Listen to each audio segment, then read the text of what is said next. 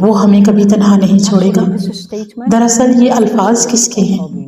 آپ سب کو پتا ہوگا، سیدہ حاجرہ رضی اللہ عنہا کے۔